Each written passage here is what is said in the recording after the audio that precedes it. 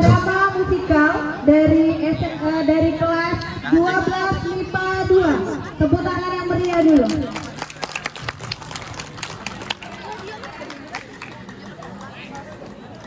Pada tahun 1930, tepatnya di Makassar, Zainuddin berpamit pada orang tua angkatnya hendak merantau ke Minang, tempat asal-usul ayahnya.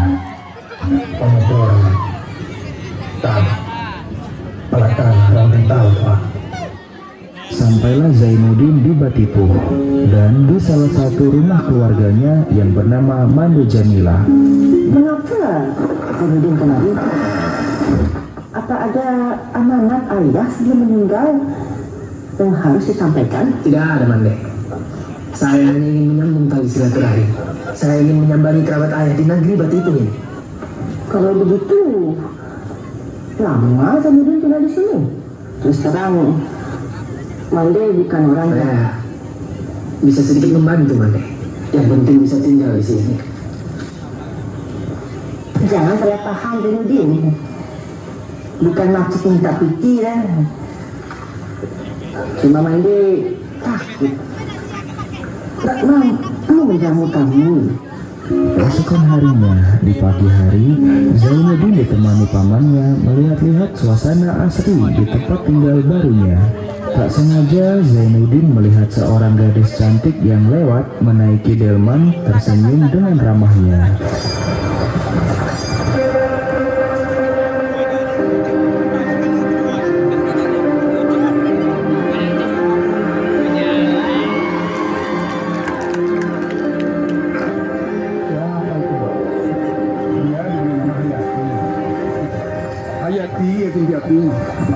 Dia mak di si Ahmad ikut mamanya itu dapat buku adat di sini. Cantik sekali ya, cantik lah. Sepulang dari surau, ternyata cuaca mendadak hujan dan membuat Zainuddin harus berteduh di sebuah warung. Ternyata Hayati dan temannya juga sedang berteduh di warung itu. Kemudian Zainuddin pun menawarkan Hayati sebuah payung yang digunakannya tadi. Pakai payungku ini. Terima kasih, Bu. Hayati. Dengan tersipu malu, Hayati pun menerima niat baik Zainuddin dan beranjak pulang dengan payung tersebut. Di keesokan harinya, tak sengaja ia berjumpa dengan Cik Hayati dan saling mengobrol. Namun di saat itu, ternyata ada salah satu paman Hayati yang melihat hal itu, lalu melapor pada Mak Datua. Ini untuk orang baju dulu di pondok Datua. Kau tahu, dalam keadaan kita Datua, itu semua saja para untuk habis ini. Tak lama, Mak Datua pun memanggil Hayati. Alah, kau tahu Hayati? Apa Mak Datua? Zainuddin adalah aku suruh pai dari Batipuh. Apa sebab Mak Datuk menyuruh ia pai? Banyak panah kita ulang ke dirimu, untuk ke diri kau. Itu hanyalah khayal dongeng dalam kitab saja. Kau ni papi rumah yang gadang. Zainuddin tidak bersuku. Malu gadang namanya. Manjat Tuhan namu. Manusia minyak mamak. Manusia orang kampung. Manusia rumah di tangga. Kampung di ilaman. Ini kau tahu. Sungguh kalimat yang menyakitkan. Di pagi harinya, di sebuah persimpangan jalan, Hayati menghampiri Zainuddin untuk melepas kepergiannya. Di sini pula, Hayati menjatuhkan sumpah pada dirinya. Dan biar Tuhan mendengarkan bahwa engkaulah Zainuddin yang akan menjadi suamiku kelak tidak di dunia. Allah suamiku berakhir. Zainuddin meminta selendang Hayati untuk dijadikannya sebuah azimat. Akhirnya mereka pun berpisah. Singkat cerita, sampailah Zainuddin di rumah kerabat ayahnya, Angkuh Labiah. Di sana Zainuddin sangat diterima baik oleh istri Angkuh, dan dia juga mendapatkan seorang sahabat baru bernama Bang Muluk.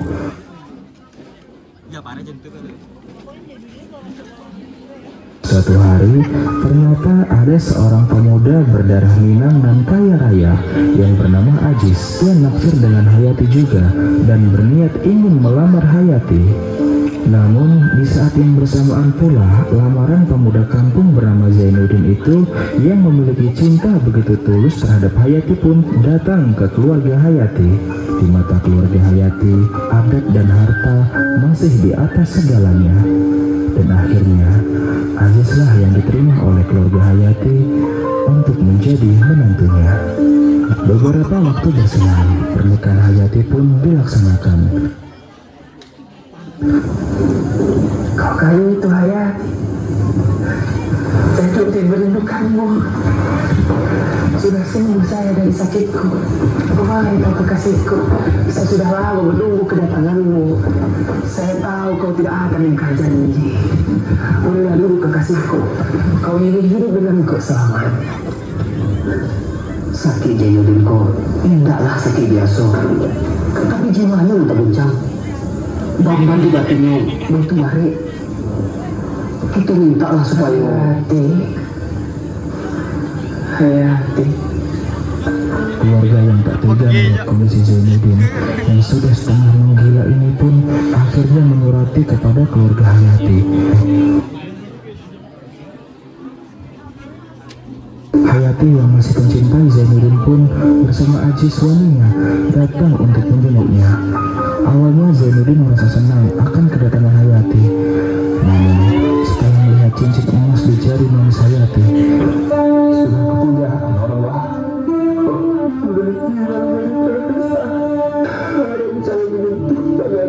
setelah kejadian itu, Bang Muluk yang begitu prihatin melihat kondisi Zainuddin berusaha memberinya sebuah motivasi hidup. Hukum orang pintar. Kenapa harus hancur oleh perempuan? Cinta bukan mengajarkan kita untuk menjadi lemah, tapi membangkitkan kekuatan. Cinta bukan memakan semangat, tapi membangkitkan semangat. Tunjukkan pada perempuan itu bahwa engkau tidak akan mati lantaran dibunuhnya. Zainuddin pun mulai bekerja sebagai penulis kolom cerita di salah satu koran harian ternama di sana. Zainuddin pun semakin ternama di kalangan jurnalis. Pada suatu ketika, Aziz diharuskan pindah tugas ke Surabaya, dan mau tak mau, Hayati pun harus ikut bersamanya. Sesampainya di Surabaya, di sana mereka mengontrak sebuah rumah. Namun, tiba-tiba didatangi oleh 3 orang penagih hutang.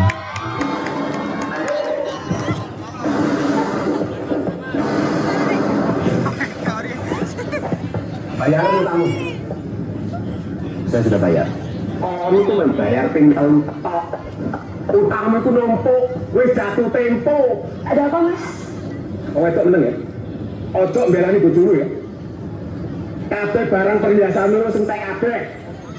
On saiki kere. Kon itu korban teko nafsu setan bojomu iki. Bayar. Lek gak mau bayar, barang-barang tak besar kabeh. Tenang dulu, Mas. Supaya saya pun tenang.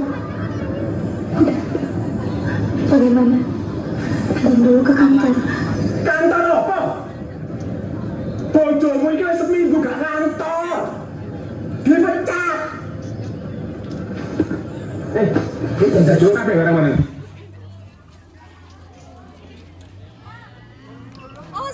Paksa harus memutuskan urat malu untuk sementara menumpang hidup di rumah Engku Zainuddin. Begini saudara, saya akan segera pergi dari hari ini. Saya akan mencari kerja lagi di kota lain. Izinkan Hayati tinggal di sini sampai saya dapat pekerjaan. Segera saya kabari saudara ketika saya sudah mendapat pekerjaan.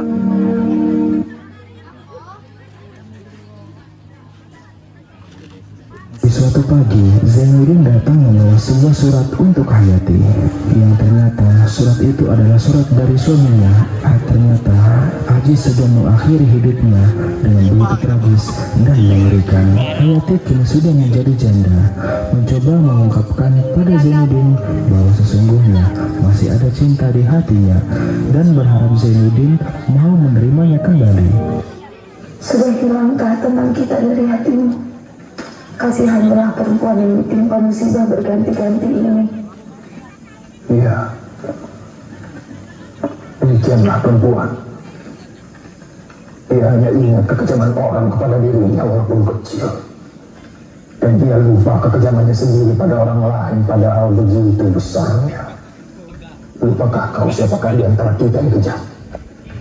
Bukankah kau yang telah berjanji ketika saya diusir oleh Nini mamamu karena saya asalnya tidak tentu, orang hina tidak tulen Minangkabau.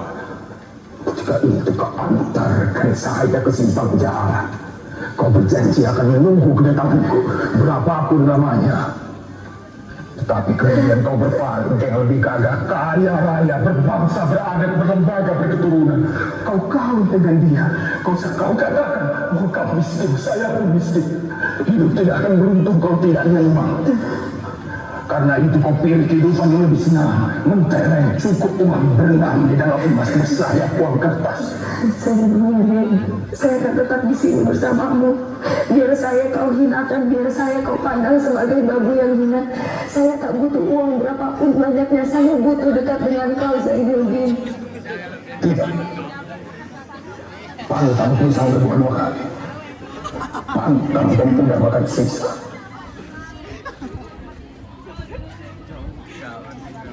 Parah bocok. Besokan harinya, Hayati diantarkan Bang Muluk pergi ke pelabuhan untuk melepas kepergian Hayati di sana. Sebuah kapal besar bernama Van der Wijk berlabuh gagah di sana. Sesampainya di rumah, Saat akan pergi, Ci Hayati menitipkan surat. Ci Hayati bilang, sampai saat akan berpisah, dia masih ingat akanku. Udin yang tersadar akan hal itu pun akhirnya menyesal dan berusaha menyusul Hayati.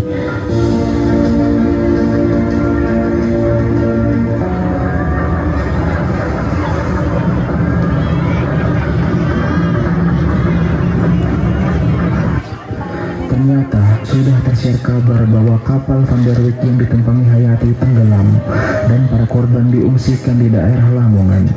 Setelah lama mencari, akhirnya mereka menemukan Hayati yang kondisinya hampir sakratul maut.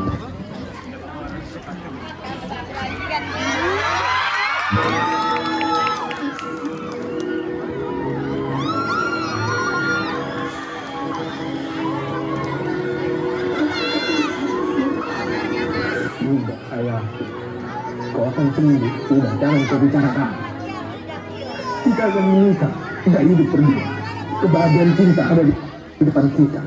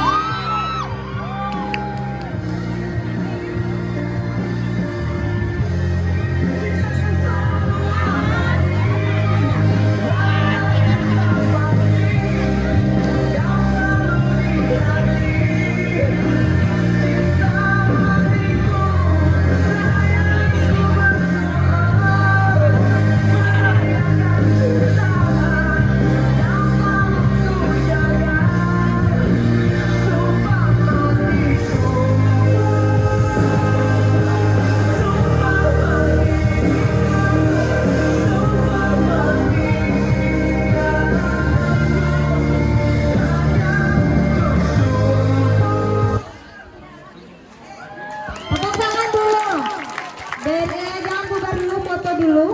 Ya, tepuk tangan.